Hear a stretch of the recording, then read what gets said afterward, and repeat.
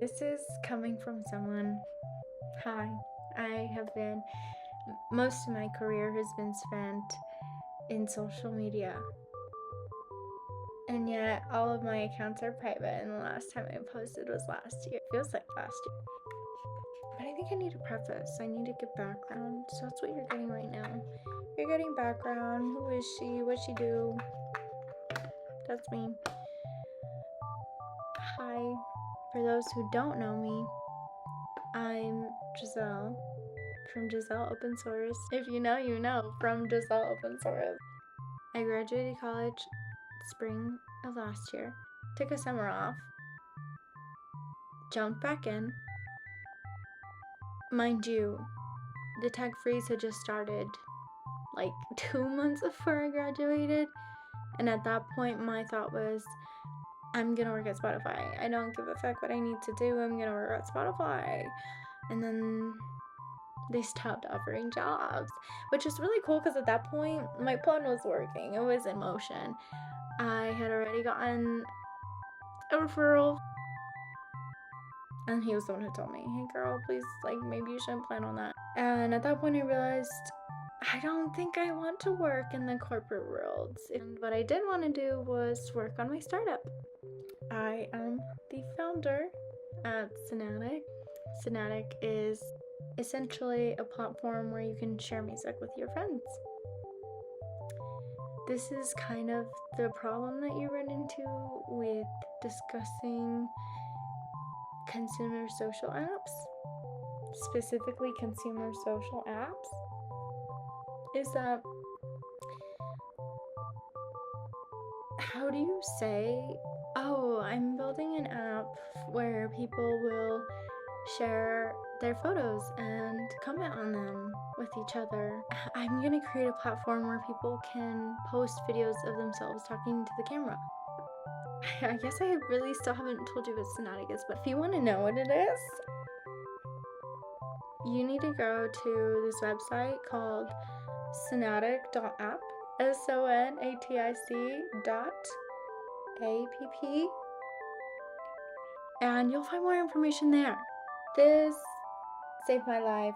I ordered a mouse, and then I was like, this just isn't the experience I'm seeking. The only time I ever want a mouse is if I'm playing a video game or editing. Trackpad. Although granted, it is like $100. I just knew I needed it in my life, so I never looked back. This is my first mechanical keyboard, and I love that it's transparent.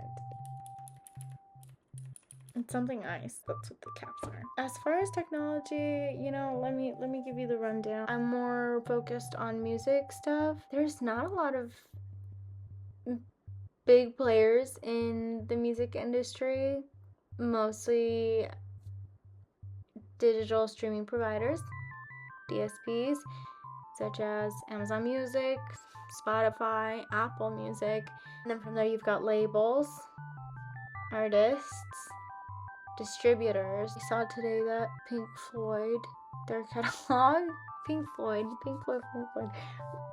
Something about classic rock that pisses me off. And I feel bad saying that, but I genuinely do.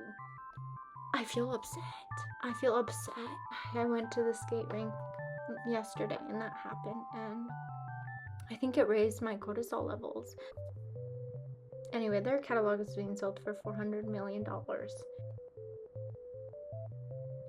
Artists know that they are worth more, that they deserve more, and we're seeing them act on that. James Blake just released his app, Vault. Let me tell you, Vault is an artist vault where they can release music on their own without having to go through distributors, through digital streaming providers. Just like they would make a post on Instagram, they can just post their music. James Blake has already been able to get quite a few deep cuts. I personally enjoyed his collaboration with Emily Bear. Like I said, James Blake is an artist, he knows an artist, and Emily Bear is an artist. But issue number one is, I think, the issue that a lot of apps made by artists face is I think the artist obviously knows what it's like to be undervalued, wants to connect with the audiences that do value them, and so they're going to try to translate that into something that is, well, here I'm putting out my art for you to purchase for a value. This is again where it's an artist-centric idea, but still lacks the consumer insight, because how regularly do you go and listen to music outside of your DSP, digital streaming provider, unless it's on YouTube or my DSP? I don't feel very compelled to open up, this is the value point that I do see, is that it's essentially Patreon for music. This is what I mean when I say that the music industry is so behind. We've had, well, okay, let's see, OnlyFans, Patreon, and subscriptions on Instagram, subscriptions on Twitter, but no private content for music. And so he's introduced that now. I think that's definitely for a super fan, for someone who's devoted to this specific artist and not so much music. What am I thinking? Is that what it's called? Yeah, even is very similar, except it has a crypto focus, so it's more about selling your music as a commodity. And the question comes up of who can afford your platform. And as an artist, I think artists come from every place with all sorts of privilege, and I think it's a privilege to be able to buy art, and not everyone is afforded that. I definitely see the music industry moving into the crypto space, and I think it's going to be a lot sooner than we expect, maybe within the next 2 years, from a fundamental change that we're going to be seeing in our systems. And I think just values that we're going to be upholding as a society. There is this like other app that I heard of that like has a really good artist-centric idea with the consumer insight. I don't know if you've heard of it. It's called Sonatic. You want to add me on Sonatic? Yeah. Coming soon. I'm so sorry, guys, but really, building Sonatic has been a very, very, very spiritual process for me.